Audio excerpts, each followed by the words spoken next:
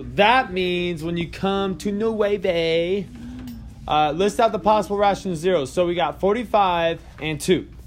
All right, so what would that look like? Here, I'll put P over Q. Now, P represents the factors of the constant. Q represents the factors of the leading coefficient. Wouldn't it be better if they said C over LC? Yeah? No? You guys don't think so? C would be your constant, and that would be leading coefficient.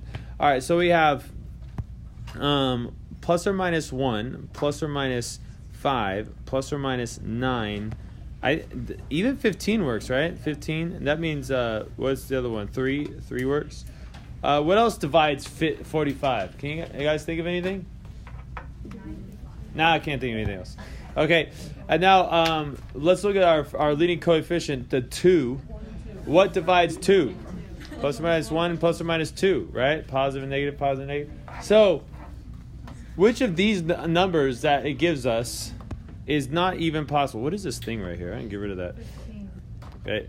Yeah, 15 is clearly not on there. Oh, wait. What about 15 divided by 2, though? 7? No. Yeah, because, wait. What are these counting by? 4, 2. 2, 4, 6. Oh, it's how many 7s right in there? Yeah. So definitely not 15. Wait, how come I didn't write 45? I thought I wrote 45. Plus or minus 45. But looking at the graph, 45 is definitely not one of the zeros.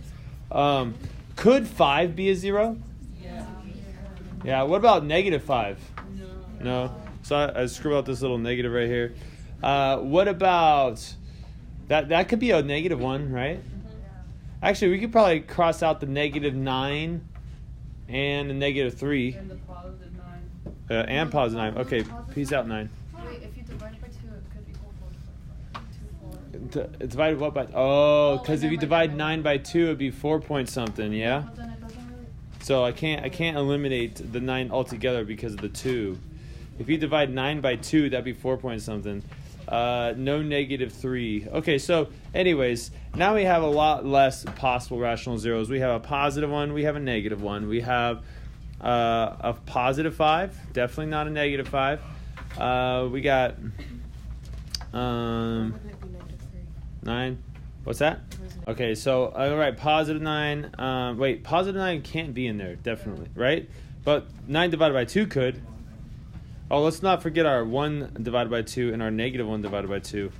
Our 5 divided by 2 and our negative 5 divided by 2. Dang, look at all these zeros. Okay, what about the 3s? Did I do the 3s yet? 3, positive 3. Oh, and a negative. Okay, so we got positive 3. Definitely not negative 3.